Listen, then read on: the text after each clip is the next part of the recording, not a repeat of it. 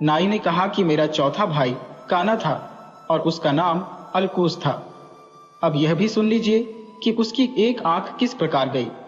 मेरा भाई कसाई का काम करता था। उसे भेड़ बकरियों की अच्छी पहचान थी। वह मेढ़ों को लड़ाने के लिए तैयार भी करता था।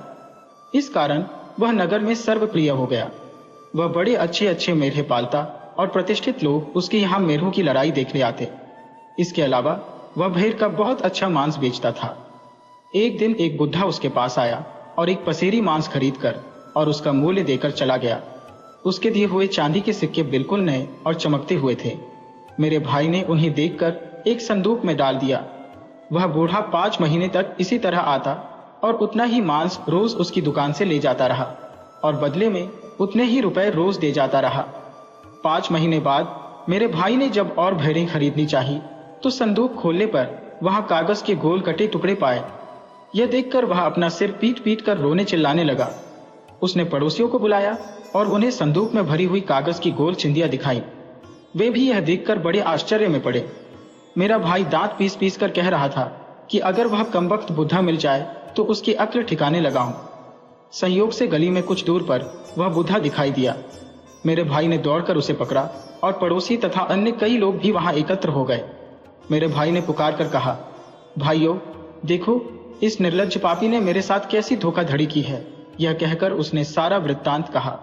बूढ़ा यह सुनकर मेरे भाई से बोला, तेरे लिए यह अच्छा होगा कि तूने मेरा जो अपमान किया है और जो गालियां मुझे दी हैं उनके लिए मुझसे क्षमा मांग और अपना निराधार आरोप वापस ले।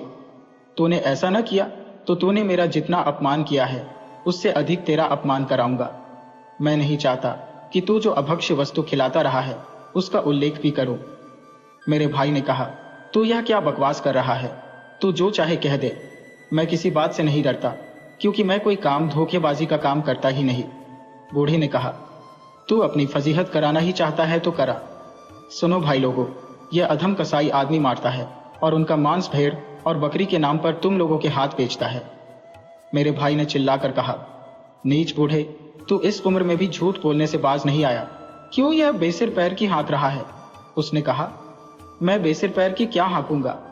बेसिर वाली आदमी की एक आध लाश अब भी तुम्हारी दुकान के अंदर के हिस्से में होगी। वहां जाकर जो भी देखेगा उसे मालूम हो जाएगा कि झूठा मैं हूं या तू। अलकूस ने गुस्से में भरकर कहा, जिसका जी चाहे मेरी दुकान देख ले। अतएव पड़ोसी लोगों ने तय किया कि बूढ़े को दुकान पर ले जाया जाए और अगर उसकी बात झूठ निकले तो जितना रुपया उस पर वाजिब है उससे दुगुना उससे वसूल किया जाए। वहां जाकर देखा कि दुकान के भीतरी भाग में वास्तव में एक मनुष्य की बगैर सिर की लाश लटक रही थी, जैसे कि कसाईयों की दुकानों पर जानवरों की बेसिर की लाशें लटकी रहती है। वास्तविकता ये थी कि वह बूढ़ा जादूगर था और दृष्टि भ्रम पैदा करने में निपुण था। 5 महीने तक उसने कागज की गोल चिंदिया मेरे भाई को दी और इस समय उस भेड़ को, जिसे मेरे भाई ने कुछ देर पहले मारा था, आदमी बनाकर लोगों को धोखा दिया। उसका जादू का खेल कौन समझता? लोगों ने क्रोध में आकर मेरे भाई को बहुत मारा और उससे चीख चीख कर कहा कि तुम नीच और पापी हो, हमें नर मांस खिलाते रहे हो। इसी मार के कारण मेरे भाई की एक आंख फूट गई। मारने वालों में बूढ़ा भी शामिल था। उसने मारपीट पर ही पर मामला खत्म नहीं किया, बल्कि सारे लोगों के साथ मेरे भाई और उसकी दुकान में ठगी हुई लाश को लेकर काजी के यहाँ पहुंचा। काजी पर भी उसने दृष्टि भ्रम का प्रयोग किया और उसे भी लाश आदमी ही की दिखाई दी। काजी ने मेरे भाई की कहानी पर विश्वास न किया, न उसकी चीख पुकार पर दया दिखाई। उसने आज्ञा दी कि इस कसाई को 500 कोड़े मारे जाएं और फिर इसे ऊंट पर बिठाकर सारे शहर में फिराया जाए, फिर नगर से निष्कासित कर दिया जाए। अतएव ऐसा ही किया गया। जिस समय मेरे भाई पर यह कष्ट पड़ रहा था उस समय मैं बगदाद में था। मेरा भाई किसी गुमनाम जगह पर छुपा रहा और कुछ दिनों के बाद जब उसमें चलने फिरने की कुछ शक्ति आई तो वह वहां से निकला और छुपता छुपाता एक ऐसे शहर में पहुंचा जहां पर उसे कोई नहीं जानता था। किसी तरह उसने कुछ और दिन काटे। कभी काम मिल जाता था तो थोड़ी बहुत मेहनत मजदूरी कर लेता था, नहीं तो भीख मांगता था। भीख में भी अगर कुछ नहीं मिलता तो भूखा ही रह जाता। एक दिन वह एक सड़क पर चला जा रहा था कि उसने अपने पीछे से आती हुई घोड़े की टापों की आवाज सुनी। मुड़कर देखा तो कई सवारों को अपना पीछा करता पाया। उसने सोचा कि कहीं यह मुझे पकड़ने तो नहीं आ रहे, इसलिए वह दौड़कर एक बड़े मकान में जाने लगा। वहां उसे 2 आदमियों ने पकड़ लिया और कहा, भगवान का लाख लाख धन्यवाद है कि तुम आज खुद ही हमारे हाथ पड़ने के लिए यहाँ आ गए हो। हम 3 दिन से रात दिन तुम्हारी तलाश में दौड़ रहे थे। मेरा भाई यह सुनकर बहुत आश्चर्यान्वित हुआ। उसने कहा, मैं कुछ भी नहीं समझा। तुम लोग मुझसे क्या चाहते हो? क्यों मुझे पकड़ा है? तुम्हें कुछ भ्रम हुआ है। उन लोगों ने कहा, हमें कोई भ्रम नहीं हुआ। तू और तेरे कई साथी चोर हैं। तुम लोगों ने हमारे मालिक का सब माल लूटकर उसे लगभग कंगाल कर दिया। इस पर भी तुम्हारी अभिलाषा पूरी नहीं हुई। अब तो हमारे स्वामी के प्राण लेने के लिए भेजा गया है। कल रात भी तू इसी उद्देश्य से आया था, और जब हम तुझे पकड़ने को दौड़े तो तेरे हाथ में छुरी देखी थी। अब भी तेरे पास छुरी होगी। ये कहकर उन दोनों ने मेरे भाई की तलाशी ली तो उसके कपड़ों में वह छुरी निकल आई जिससे वह जानवर काटा करता था। छुरी पाकर वे कहने लगे कि अब तो निश्चय ही हो गया कि तू चोर है। मेरे भाई ने रोते हुए कहा, भाई, किसी के पास छुरी निकले तो क्या इतने भर से वह चोर या हत्यारा हो जाएगा? मेरी कहानी सुनो तो तुम्हें मेरी सत्यता का विश्वास होगा। यह कहकर अलकूज ने अपनी सारी विपदाओं का उनसे वर्णन किया, किंतु यह कहानी सुनकर वह दोनों व्यक्ति अलकूज पर दया करने के बजाय उससे चिमट गए। उन्होंने उसके कपड़े फाड़ दिए और उसकी पीठ और कंधों पर पुरानी चोटों के निशान देखकर बोले कि इन निशानों से मालूम होता है कि तू पुराना अपराधी है और पहले भी मार खा चुका है। यह कहकर उन्होंने उसे मारना शुरू किया। अलकूज रोता चिल्लाता रहा और भगवान से शिकायत करता रहा कि मैंने ऐसा क्या अपराध किया है जिसका यह दंड मिल रहा है। एक बार की बेकार की मार के बाद, जिसमें मेरा कोई अपराध नहीं था, यह दूसरा दंड क्यों मिल रहा है? उन लोगों पर उसके रोने चिल्लाने का कोई असर नहीं हुआ और वे उसे काजी के पास पकड़ कर ले गए कि यह चोर हमारे स्वामी के यहाँ चोरी करने के बाद उसे मारने के इरादे से छुरी लेकर आया था। मेरे भाई ने काजी से कहा, सरकार, मेरी फरियाद भी सुनिए। मेरी बातें सुनेंगे तो आपके सामने स्पष्ट हो जाएगा कि मुझ जैसा निरपराध व्यक्ति कोई नहीं होगा। उसके पकड़ने वालों ने काजी से कहा, आप इसकी झूठी कहानी न सुने। इसका इतिहास जानना हो तो इसके शरीर को वस्त्रहीन करें तो देखेंगे कि यह पुराना पापी है और हमेशा मार खाता रहा है। काजी ने उसका कुर्ता उतरवा कर देखा तो पुरानी चोटों के निशान देखे। उसने आज्ञा दी कि इसे 100 कोड़े मारे जाएं और ऊंट पर बिठाकर शहर में घुमाया जाए और इसकी अपराध कथा कही जाए और फिर इसे नगर से निकाल दिया जाए। ऐसा ही किया गया। नाई ने कहा कि मुझसे कुछ लोगों ने जब उसकी दुर्दशा बताई तो मैं वहां गया और तलाश करके अपने भाई को घर लाया। खलीफा का इस कहानी से मनोरंजन हुआ और उसने कहा कि इसे इनाम देकर विदा करो। लेकिन नाई ने कहा कि सरकार, मेरे बाकी 2 भाइयों की कहानी भी सुन लीजिए। नाई ने कहा कि मेरे 5वें भाई का नाम अल नस्चर था। वह बड़ा आलसी और निकम्मा था। वह रोज किसी न किसी मित्र के पास जाकर बेशर्मी से कुछ भीख मांग लेता और खा पी कर पड़ा रहता। मेरा बाप कुछ समय बाद बूढ़ा होकर मर गया।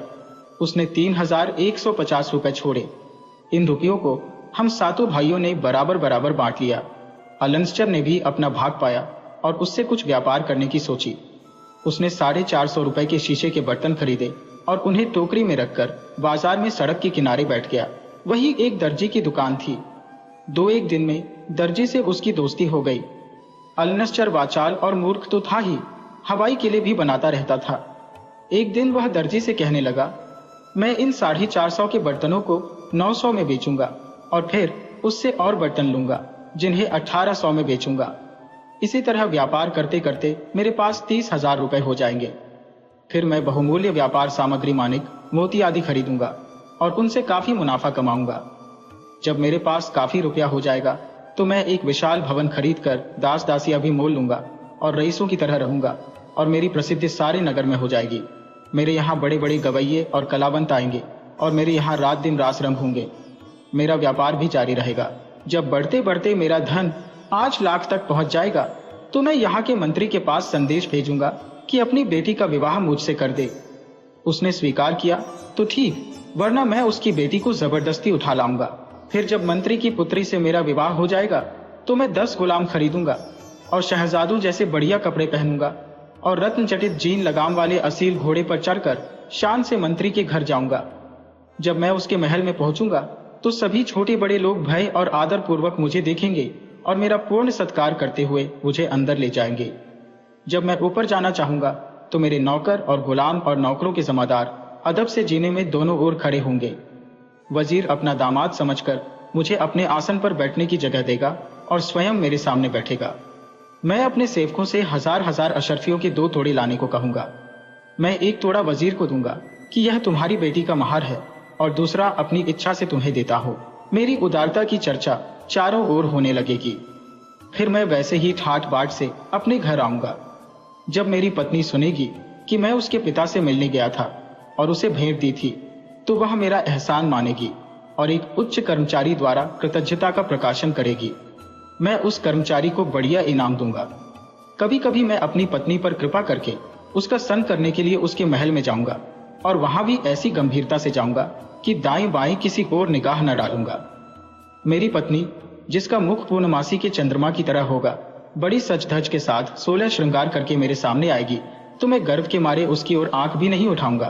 फिर उसकी प्रधान सेविकाएं और सखी सहेलियां मेरे सामने आकर विनय करेंगी कि मालिक, आपकी पत्नी जो आपकी दासी के समान है, आपकी आज्ञा की प्रतीक्षा में है और आपके सामने खड़ी है, कृपा करके उसे अपने आगे बैठ जाने को कहें। मैं फिर भी उन्हें कोई उत्तर नहीं दूंगा। उन्हें इस बात का बड़ा आश्चर्य होगा कि मैं उनकी ओर और अपनी पत्नी की ओर देखता क्यों नहीं हो। वे लोग बड़ी देर तक मेरे सामने खड़ी होकर मुझसे अपनी पत्नी पर ध्यान देने के लिए अनुनय करती रहेंगी। फिर मैं एक कृपापूर्ण दृष्टि अपनी पत्नी पर डालूंगा, लेकिन फिर निगाह फेर लूंगा। मेरे इस रवैये से मेरी पत्नी की सेविकाएं और साथिनें समझेंगी कि मैं वैसे किसी बात पर नाराज नहीं हूं, किंतु पत्नी का जो साज श्रृंगार किया गया है वह मेरे मन का नहीं है, इसलिए वे उसे दूसरे कक्ष में ले जाएंगी ताकि उसका नए सिरे से साज श्रृंगार करें। इतने समय में मैं भी उठकर नए कपड़े पहन लूंगा। शयन कक्ष में जाने पर भी मैं अपनी पत्नी से पूर्ण उपेक्षा का बर्ताव करूंगा। मैं उसकी ओर एक दृष्टि भी नहीं डालूंगा और उससे एक बात भी नहीं करूंगा। मैं पलंग पर उसकी ओर पीठ करके सो रहूंगा। मेरी पत्नी रात भर इस उपेक्षा से दुखी होकर आंसू बहाती रहेगी और सवेरा होने पर अपनी माता यानी मंत्री की पत्नी से रो रो कर कहेगी कि मेरे पति ने रात में मेरे साथ गर्व और उपेक्षा का बर्ताव किया। उसकी माँ उसे दिलासा देगी। फिर मेरे महल में आकर सम्मान पूर्वक मेरा हाथ चूमेगी और कहेगी कि जमाई राजा, मेरी बेटी पर इतना अत्याचार न करो कि उसकी ओर देखना ही छोड़ दो। उसका अगर कोई कसूर है तो बताओ, मैं उसे दंड दूंगी।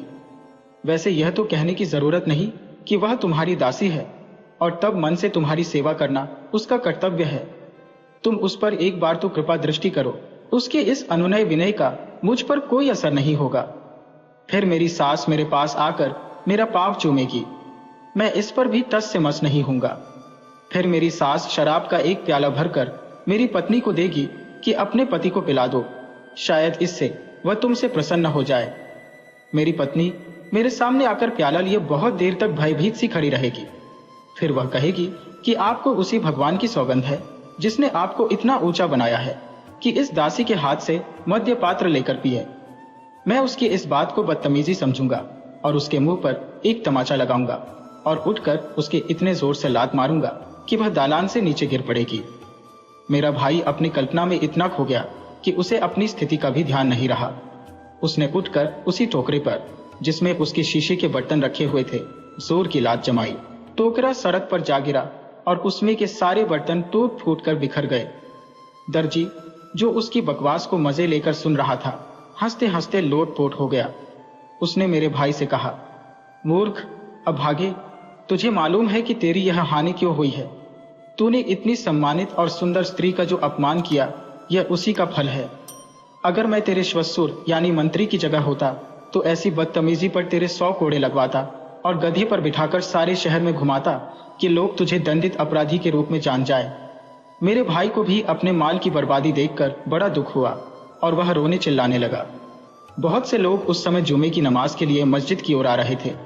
उसका रोना पीटना सुनकर वहां भीड़ इकट्ठी हो गई। लोग पूछने लगे कि क्या बात है। जब दर्जी ने उन लोगों को पूरा हाल बताया तो वे सब भी हंसने लगे और मेरे भाई का मजाक उड़ाने लगे। संयोग से उसी समय एक अमीर घराने की स्त्री पर्दे वाली सवारी पर बैठी कहीं जा रही थी और उस स्थान से गुजर रही थी। उसने सवारी रुकवाकर भीड़ के लोगों से पूछा कि क्या बात है, कौन रो रहा है और उस पर क्या विपत्ति पड़ी है। उन लोगों ने जल्दी में पूरी बात नहीं बताई, बल्कि कह दिया कि एक गरीब बर्तन वाला एक चबूतरे पर टोकरे में बर्तन रखे था। संयोग से ठोकर लगी और सारे बर्तन जमीन पर गिरकर चूर चूर हो गए। उस स्त्री को दया आई। उसने अपनी एक सेवक को अशर्फियों की एक थैली देकर कहा कि उस बेचारे गरीब को दे आओ जिसका नुकसान हुआ है। सेवक ने वह थैली जिसमें 500 अशर्फिया थी मेरे भाई अलनसचर को दी। उसने थैली पाकर बड़ी प्रसन्नता व्यक्त की और उस दानी स्त्री को बहुत से आशीर्वाद देकर थैली लेकर अपने घर चला आया। कुछ ही देर में उसका दरवाजा किसी ने खटखटाया। उसने दरवाजा खोला तो देखा कि एक बुढ़िया खड़ी है। बुढ़िया ने कहा, बेटा, नमाज का समय हो गया है, मुझे एक लोटा पानी दो तो मैं वजू करके नमाज पढ़ लूं। मेरे भाई ने देखा कि वह काफी बूढ़ी है, इसलिए नितांत अपरिचित होने पर भी उसने उसे लाकर पानी दिया। बुढ़िया नमाज पढ़कर मेरे भाई के सामने आई और उसके सामने ऐसे झुकी जैसे नमाज में भगवान के समक्ष झुकते हैं, और फिर उठकर उसे बराबर आशीर्वाद देती रही। मेरे भाई ने उसके फटे कपड़े देखकर समझा कि यह भीख मांग रही है। उसने अशर्फियों की थैली निकाली और उसे 2 अशर्फिया देने लगा। बुढ़िया ने वे अशर्फिया नहीं ली। मेरे भाई अलंसचर ने बिगड़कर पूछा कि क्या तू इतनी भीख से भी संतुष्ट नहीं है? बुढ़िया ने कहा कि तुमने गलत समझा कि मैं भिखारिन हूँ। मैं तो अति धनवान और सुंदर युवती की नौकरानी हूँ। वह मुझे बहुत कुछ देती है और मुझे भीख की जरूरत नहीं है। मेरा भाई मूर्ख तो था ही, उस बुढ़िया के फरेब को न समझा और उससे कहने लगा कि हमें भी अपनी मालकिन को दिखाओ।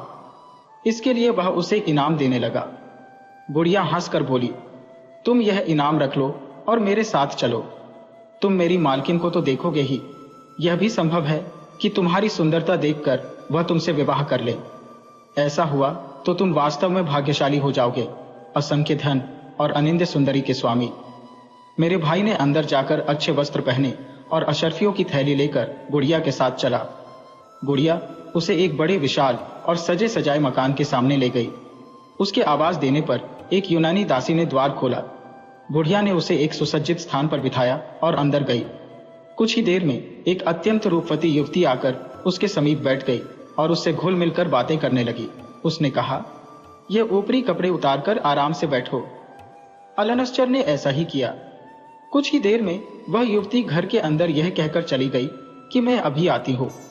कुछ ही देर में एक बड़ा लंबा चौड़ा हबशी हाथ में नंगी तलवार लेकर आया और गरज कर मेरे भाई से बोला, तू यहाँ मेरे घर में क्या कर रहा है? मेरे भाई के भय के मारे घिघी बच गई। हबशी ने उसे तलवार के कई हाथ मारे जिससे वह गिरकर बेहोश हो गया। हबशी ने उसकी कमर से अशर्फियों की थैली खोल ली और आवाज दी कि नमक लाओ। वही यूनानी दासी एक कटोरे में पिसा हुआ नमक ले आई। नमक वह यह देखने के लिए मंगाता था कि उसका शिकार अगर मरा न हो तो वह उसे फिर तलवार मारकर खत्म कर दे। दोनों ने उसके घावों पर नमक छिड़का। मेरा भाई उनका उद्देश्य समझ गया था, इसलिए तकलीफ सहकर भी चुप होकर पड़ा रहा। हबशी और दासी उसे पूर्ण मृत जानकर थैली लेकर चले गए। कुछ देर में बुढ़िया फिर आई और मेरे भाई को घसीटती हुई ले गई और एक कोने में बने हुए गड्ढे में फेंक आई, जहां और भी कई लाशें पड़ी हुई थी। मेरा भाई इस अरसे में तकलीफ की वजह से बेहोश हो गया था। गड्ढे में फेंके जाने के कुछ देर बाद उसे होश आया। वास्तविकता यह थी कि तकलीफ देने के लिए डाला गया नमक ही उसके प्राण बचाने और शक्ति देने का कारण बना। थोड़ी देर के बाद वह उस घड़े से निकलकर एक कोने में दबकर बैठा, फिर छुपता छुपाता मकान के दरवाजे पर पहुंचा। जो कुछ कहीं पड़ा मिलता खा पी लेता। 2 दिन बाद बुढ़िया फिर नए शिकार की तलाश में निकली तो यह मौका पाकर भाग निकला और मेरे पास आ गया और मुझसे अपनी सारी विपत्तियों का हाल कहा।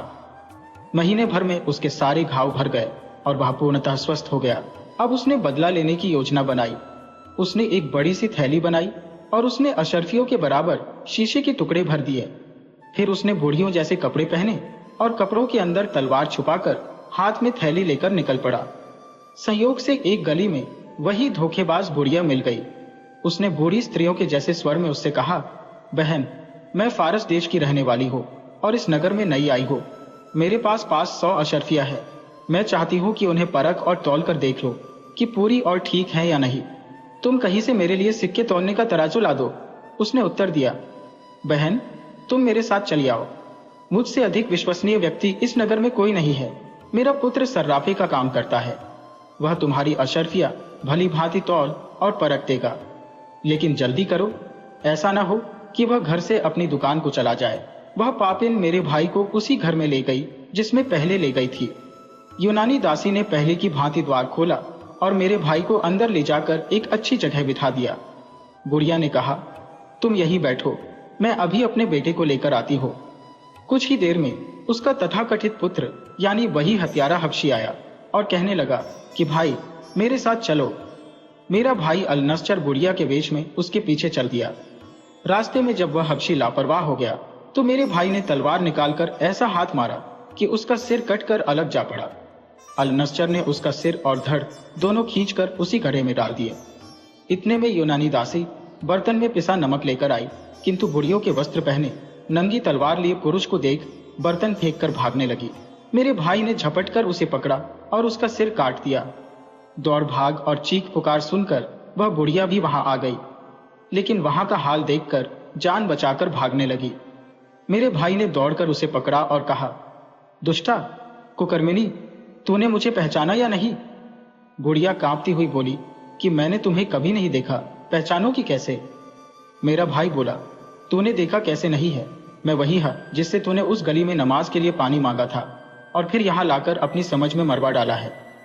बुढ़िया हाथ जोड़कर और गिड़गिड़ाकर कहने लगी कि मेरा अपराध क्षमा कर दो, किंतु मेरे भाई ने उस पर दया न की और उसके भी 4 टुकड़े कर दिए।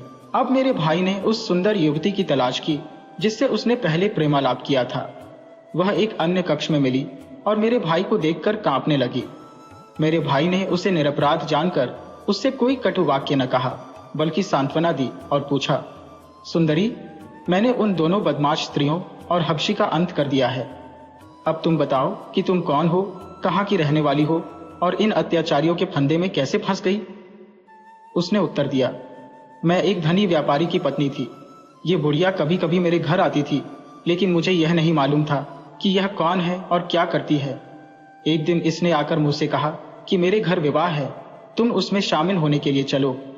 इसके बहुत अनुनय विनय करने पर मैं इसके साथ उत्तम उत्तम वस्त्राभूषण पहनकर और 100 अशर्फिया लेकर यहाँ आ गई।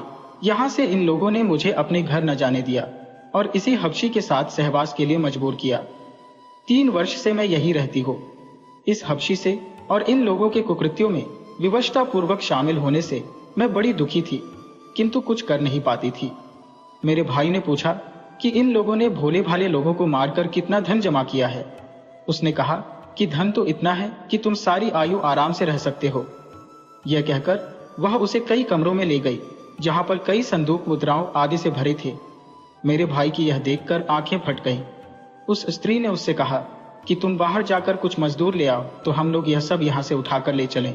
मेरा भाई बाहर जाकर बाजार की तरफ दौड़ गया और कई मजदूर लेकर आ गया, किंतु उसे देखकर आश्चर्य हुआ कि इतनी देर में वह स्त्री संदूकों के समेत गायब हो गई। केवल एक कोने में अनुमानतः 500 अशर्फियों के मूल्य का सामान पड़ा हुआ था। मेरे भाई ने सोचा कि चलो, जो कुछ हाथ आया वही बहुत है, और मजदूरों से वही सामान उठवाकर अपने घर आ गया। दुर्भाग्य से मजदूरों को लाने के बाद उसने उस घर का दरवाजा बंद नहीं किया था, न बाहर जाने पर घर को ताला लगाया। अतएव आसपास के लोग वहां आ गए और मजदूरों को सामान उठाए हुए जाते देखकर और घर को खाली पाकर काजी के यहाँ चले गए और उससे सारा मामला बता दिया। मेरा भाई अपने घर में एक रात निश्चिंत होकर सो रहा था कि कई सिपाही आए और उसे पकड़कर काजी के पास ले गए। काजी ने उससे पूछा कि यह सामान कहाँ मिला। उसने कहा कि मैं ये सारी बातें सच सच आपको बताऊंगा, किंतु आप यह आश्वासन दें कि मुझे दंड न दिया जाएगा। काजी ने कहा, सच बोलने पर मैं तुझे दंड न दूंगा। अतएव मेरे भाई ने सारी घटनाएं उसे आद्योपांत बता दी। काजी ने अपने सेवकों को भेजकर मेरे भाई के घर से सारा सामान उठवा मंगाया और उसे अपने घर भिजवा दिया, और उसमें से मेरे भाई को कुछ भी नहीं दिया। इसके बाद उसने मेरे भाई अलनस्चर को 2-3 वर्ष के लिए नगर से निष्कासित कर दिया, ताकि वह खलीफा के पास जाकर उससे काजी की शिकायत न कर सके। मेरा भाई बेचारा उन 2-4 अशर्फियों को लेकर, जो उसकी जेब में पड़ी थी, शहर से बाहर निकला और एक ओर को चल दिया, किंतु दुर्भाग्य ने यहां भी उसे धर दबाया। 2-3 दिन बाद उसे डाकुओं ने घेर लिया। वे उसका सारा धन, यहां तक कि पहनने के कपड़े भी लूट कर ले गए। मुझे मालूम हुआ तो मैं कुछ कपड़े और रुपए लेकर अपने भाई की खोज में निकला, और कुछ दिनों बाद उसे खोज निकाला। उसे वस्त्र और रुपए देकर मैं उसे छुपाकर नगर में ले आया और अपने घर में लाकर रखा। इसके बाद मैं बराबर उसका भरण पोषण करता रहा था।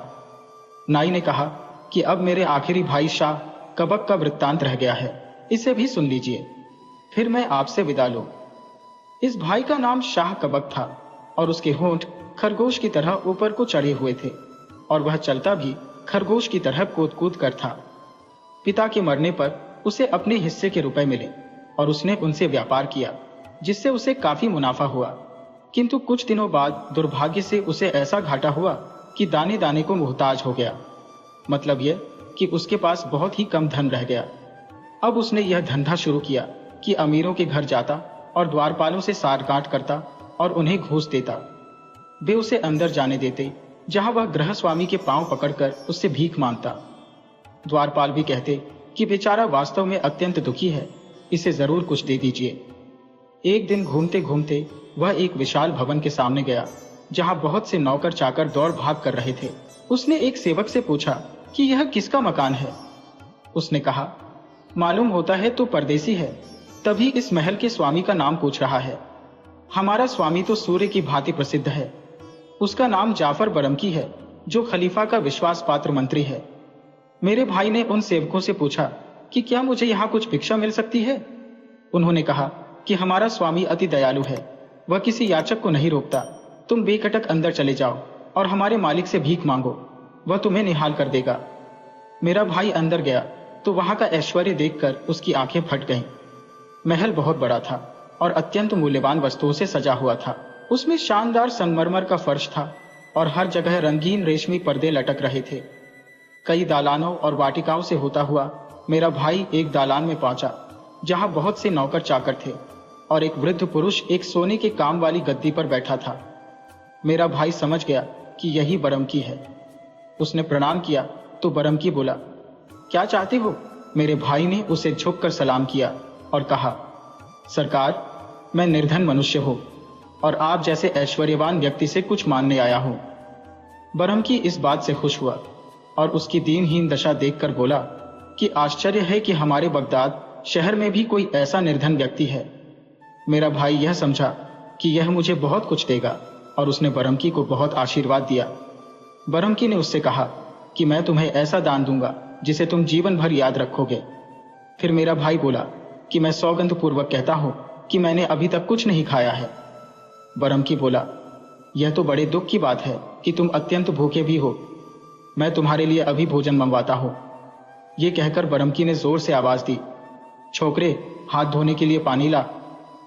न कोई छोकरा आया न पानी, किंतु बरमकी अपने हाथ ऐसे मल मल कर धोने लगा जैसे कि उन पर कोई पानी डाल रहा हो। उसने मेरे भाई से कहा कि तुम भी आगे आओ और हाथ धो।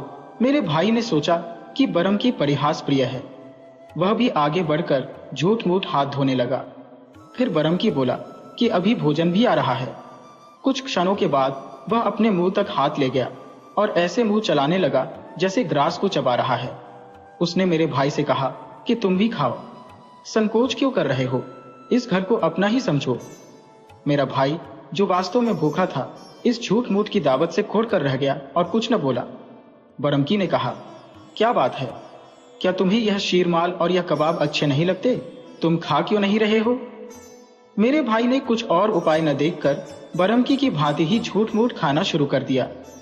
कुछ देर बाद बरमकी ने पुकार कर कहा, सच कहो, तुमने ऐसा स्वादिष्ट चकोर और बटेर का मांस कभी खाया है?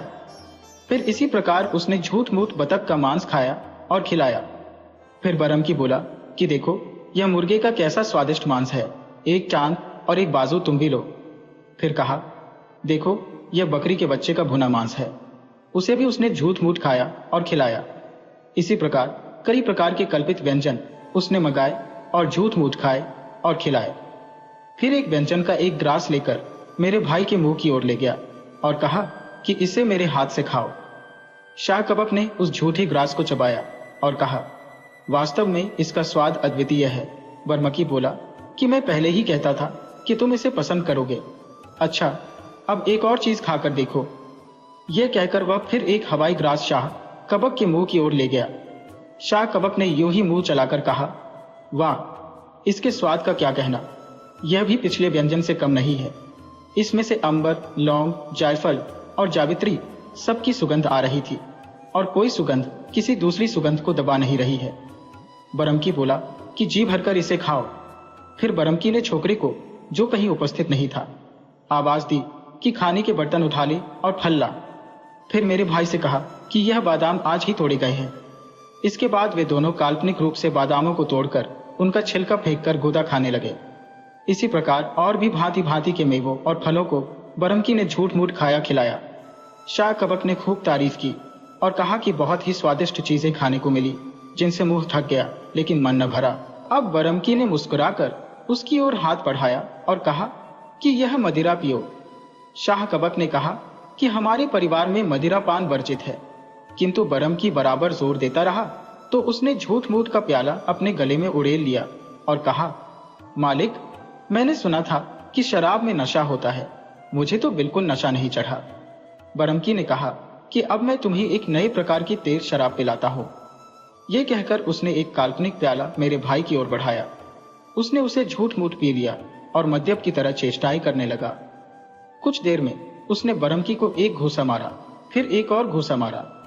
तीसरी बार बरमकी ने उसका हाथ पकड़ लिया और कहा कि तू पागल हो गया है क्या। मेरे भाई ने ऐसा हाव भाव दिखाया जैसे नशे से चौंका हो। फिर वह हाथ जोड़कर बोला, सरकार, मुझसे बड़ा अपराध हुआ। आपने मुझे इतने सुस्वादु व्यंजन खिलाए और मैंने आपके साथ ऐसी धृष्टता की, किंतु आपने मुझे तेज शराब भी पिला दी।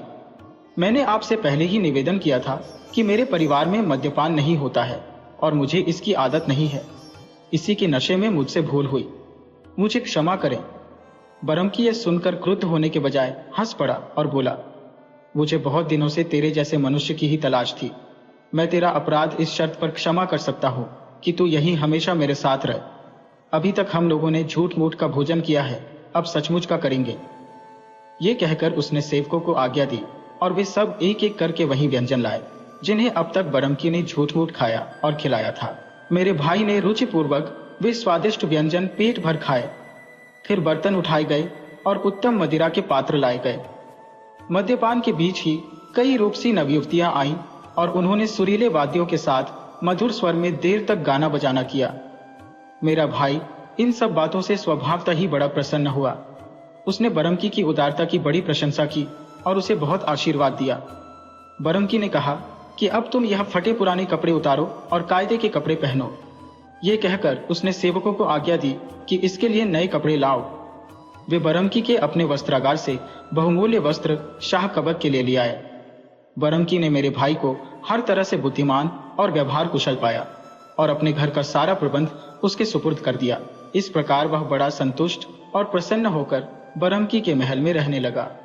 किंतु उसके इस सौभाग्य ने बहुत दिनों तक उसका साथ न दिया। खलीफा ने बरमकी के मरने पर उसकी सारी संपत्ति और धन जब्त कर लिया।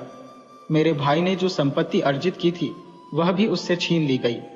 वह बेचारा अपना थोड़ा बहुत बचा हुआ रुपया लेकर व्यापारियों के एक दल के साथ विदेश को चला कि कुछ व्यापार करें, किंतु रास्ते में डाकुओं ने उन सब व्यापारियों पर हमला करके उन्हें लूट लिया और उन्हें गुलाम बनाकर बेच दिया।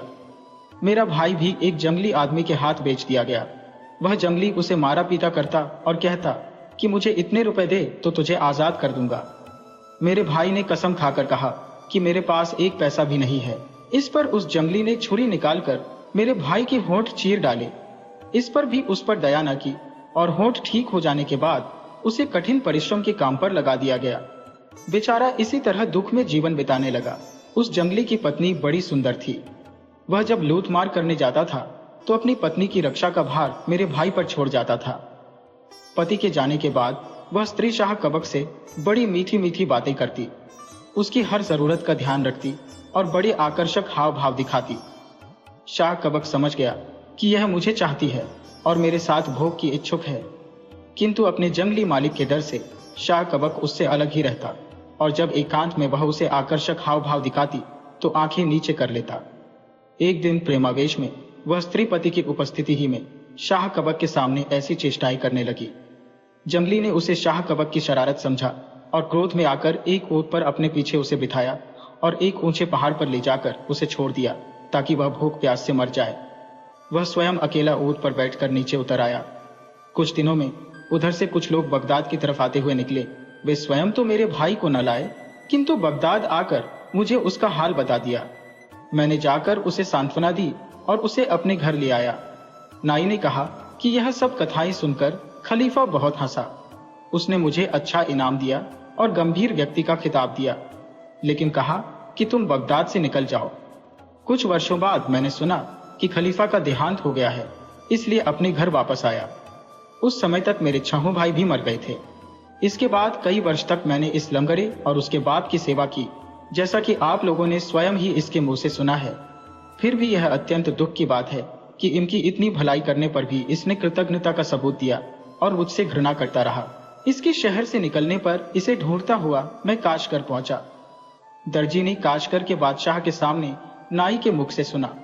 वृत्तांत सुनाकर कहा कि नाई की कहानी के बाद सब लोगों ने भोजन किया और तीसरे पहर मैं अपनी दुकान पर गया। शाम को घर आने लगा तो देखा कि यह कुबड़ा शराब में धुत होकर मेरी दुकान के सामने बैठा गा बजा रहा है। मैं उसे अपने घर ले गया। मेरी पत्नी ने उस दिन मछली पकाई थी। हम दोनों के खाने के लिए वह कई मछलियां लाई। मैंने कुबड़े को कुछ मछलियां खाने को दी। वह मूर्ख उनके कांटे निकाले बगैर ही उन्हें खा गया। कांटे उसके गले में अटक गए और वह बेहोश होकर गिर पड़ा। मैंने उसे ठीक करने के बहुत से प्रयत्न किए, किंतु जब वह मर गया तो मैं उसे यहूदी हकीम के दरवाजे से टिकाकर घर लौट आया। दर्जी ने फिर कहा, जहांपना, इसके बाद की सारी बातें आपको ज्ञात है। हकीम ने उसे मरा जानकर व्यापारी के गोदाम में गिरा दिया। व्यापारी ने उसे चोर समझकर उसको थप्पड़ लगाए और समझा कि यह उसी मार से मर गया है, अतएव इसे बाजार में एक दुकान के सहारे खड़ा कर दिया। मैंने सारी बातें सच सच आपको बता दी। अब आपको अधिकार है, चाहे मुझे मृत्यु दंड दें या क्षमादान करें। बादशाह दर्जी की बात सुनकर संतुष्ट हो गया और बोला कि दर्जी और बाकी तीनों लोग निर्दोष हैं, उन्हें छोड़ दिया जाए। उसने यह भी कहा कि मैं लंगड़े और नाई के 6 भाइयों के किस्से सुनकर बहुत प्रसन्न हुआ। निस्संदेह यह कुबड़े की कहानियों से भी अधिक मनोरंजक है। लेकिन उसने आज्ञा दी कि उस नाई को, जो इसी शहर में है, यहाँ लाया जाए, और जब तक वह यहाँ न आए न कुबड़े की लाश को दफन किया जाए और न किसी अभियुक्त को घर जाने दिया जाए। अतएव बादशाह के आदेश से उसकी नौकर चाकर दर्जी के साथ गए और कुछ देर में खोजकर कि नाई को बादशाह के सामने ले आए। नाई की अवस्था 90 वर्ष की थी। उसकी दाढ़ी, मूछें और भव्य बर्फ की तरह सफेद थी। उसकी नाक बहुत लंबी थी और उसके कान बुढ़ापे के कारण काफी लटक आए थे। बादशाह को उसका यह विचित्र रूप देखकर बरबस हंसी आ गई। उसने नाई से कहा, मैंने सुना है कि तुम बड़ी विचित्र और विस्मयकारी कहानियां कहते हो। मैं चाहता हूं कि तुम्हारी कुछ कहानियां तुम्हारे मुंह से सुनो। नाई ने हाथ जोड़कर कहा, हे पृथ्वीनाथ, मैं आपका दासानुदास हूं। मुझे जो भी आज्ञा होगी उसके पालन में मैं सदैव तत्पर हूं। किंतु कहानियां सुनाने के पहले एक प्रश्न पूछने की धृष्टता करना चाहता हूं। कृपया यह बताइए कि यह दर्जी, यह यहूदी हकीम और इतने सारे नागरिक यहाँ क्यों जमा है, और यह कुबड़ा आदमी जमीन पर किस लिए लेटा है? बादशाह ने कहा, तुझे इन बातों से क्या लेना देना? नाई ने कहा, मैं सिर्फ यह साबित करना चाहता हूं कि मैं बकवासी नहीं हूं। मैं बोलता हूं तो सुनना भी चाहता हूं। बादशाह उसकी यह बात सुनकर हंस पड़ा और उसने पूरी घटना बताई कि किस तरह कुबड़े की हत्या के अपराध पर 4 आदमी फांसी चढ़ाए जाने वाले थे।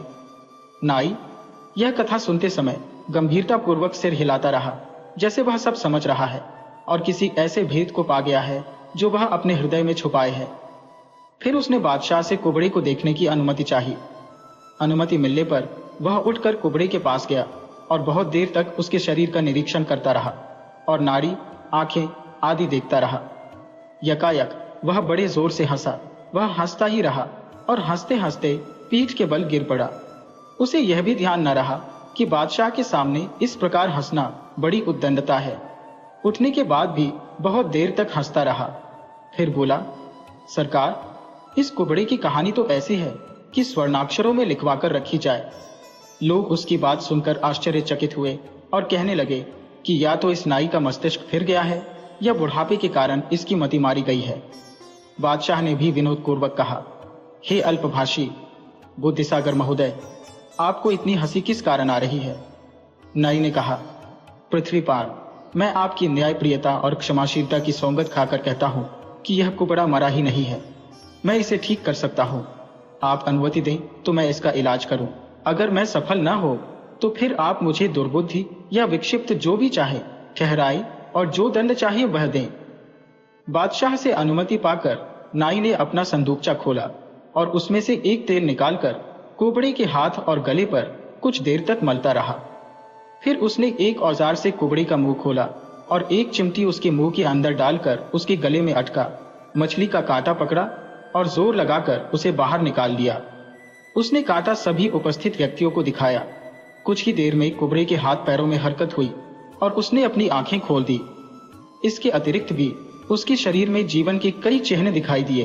काशगर का बादशाह और सारे उपस्थित व्यक्ति इस बात को देखकर घोर आश्चर्य में पड़ गए कि एक पूरे दिन रात मुर्दों के समान पड़े रहने के बाद भी कुबड़ा यकायक जी उठा। सभी लोगों को इस बात से खुशी हुई। बादशाह ने आज्ञा दी कि कुबड़े की तथाकथित मृत्यु की घटना और नाई की कही हुई कहानियां लिपिबद्ध की जाए और शाही ग्रंथागार में रखी जाए। उसने यह भी आज्ञा दी कि चूंकि दर्जी, यहूदी हकीम, मुसलमान व्यापारी और ईसाई को कुबड़े की वजह से बड़ा मानसिक और शारीरिक कष्ट सहना पड़ा है, इसलिए इन लोगों को शाही खजाने से काफी इनाम देकर विदा किया जाए। उसने तीसरी आज्ञा यह दी कि नाई का कुछ मासिक वेतन नियत करके दरबार में रख लिया जाए ताकि वह अपनी कहानियों से हमारा मनोरंजन किया करे। वीडियो अच्छी लगी हो तो इसे लाइक करें और ऐसी ही मज़ेदार कहानियों के लिए चैनल को सब्सक्राइब करें और बेल आइकन दबाएं। ज़्यादा से ज़्यादा अपने दोस्तों को शेयर करें। धन्यवाद।